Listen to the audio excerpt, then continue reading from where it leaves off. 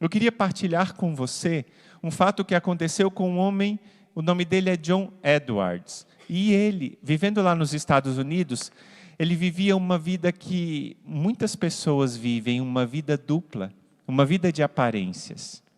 Ele vivia uma vida no seu trabalho, na sua família, e era considerado como um bom moço, mas ele vivia uma vida de pecado do outro lado.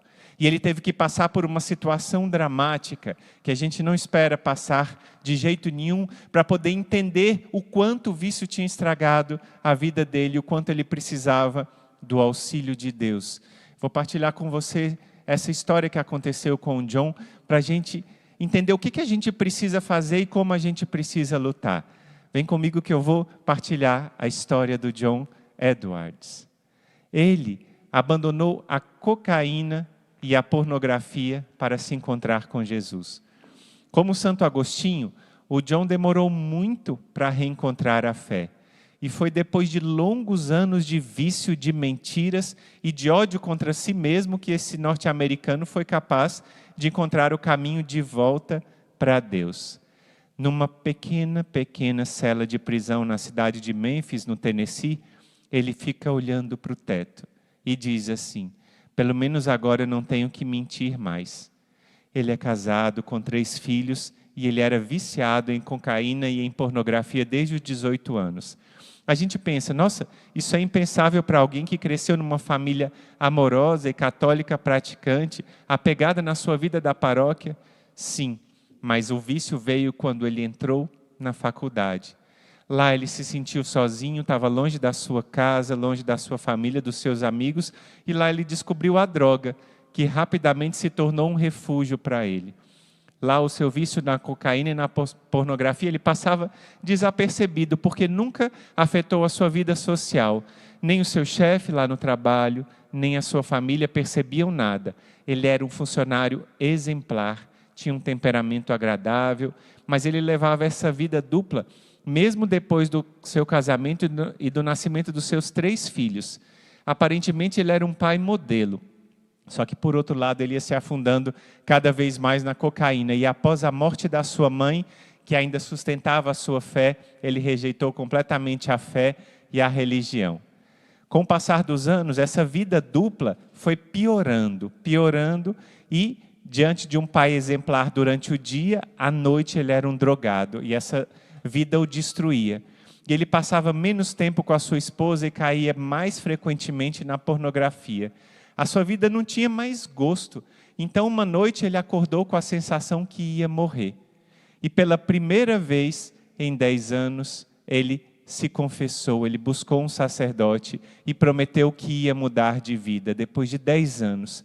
Só que 4 dias depois, ele acabou sendo preso por porte de drogas. Ele que trabalhava lá na polícia, acabava tendo sido preso por porte de drogas. E ele foi obrigado a confessar tudo para a esposa dele. Naquele momento que ele confessou, uma paz um pouco diferente tinha invadido o coração dele, porque ele tinha abandonado a mentira. E ele entendeu que lá na prisão foi o momento em que Deus interveio na sua vida e deu a ajuda que ele precisava. Ele estava separado da sua esposa e passou lá 5 anos. E após a saída da prisão, um desejo muito forte de participar da missa de Páscoa se apoderou do coração dele. E ele participou daquela missa. A sua esposa não queria mais nada com ele, mas ele participou da missa. No final, o padre que ele tinha conhecido há 5 anos, quando ele tinha se confessado, aproximou-se dele e disse: Deus quer que eu te diga que tudo vai dar certo, que tudo vai ficar bem. E ele entendeu que com essa mensagem o próprio Jesus estava ao lado dele e que em todos os momentos da sua vida estava ao lado. E aí, de um viciado em cocaína e pornografia, ele se tornou uma testemunha viva. E agora voltou, a sua esposa o recebeu de volta em casa. E ele sempre conta essa história como testemunho para as outras pessoas. E aí ele acabou fundando um apostolado com seu amigo, está vendo aí? Ele fundou um apostolado que em inglês significa apenas um homem sentado no banco da igreja. E esse apostolado dele é para ajudar outros homens que estão na mesma situação. E ele tem pregado nos Estados Unidos todo, para poder falar para esses homens que têm essa solidão, que não conseguem enfrentar as suas falhas e os seus problemas. Então, esse é um testemunho que mostra que Deus não abandona ninguém que se dirige a Ele. Deus não abandona ninguém que se dirige para Ele, para a gente conseguir ajuda. Nessa noite nós vamos pedir o auxílio do Senhor. Qual é o vício que você está enfrentando?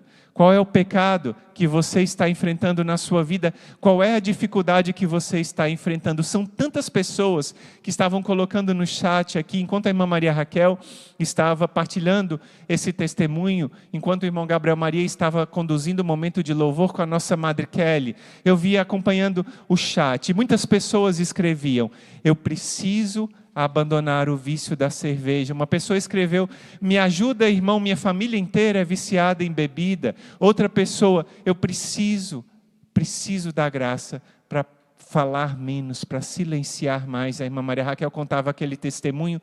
Qual é o vício na sua vida que precisa ser transformado?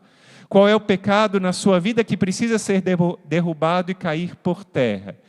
Você tem hoje uma família que reza junto com você. O John, ele contou com a ajuda da oração, porque várias pessoas começaram a rezar por ele, e a primeira pessoa que rezou por ele foi a própria esposa, que o via naquela situação preso, viciado em drogas, e rezou pela sua conversão. Os vícios e os pecados vão cair por terra nessa noite, nós cremos e já tomamos posse, porque nesse momento o Senhor está já querendo visitar a vida de cada um de nós, visitar a vida daqueles que rezam unidos, visitar a vida daqueles que pedem a misericórdia do Senhor.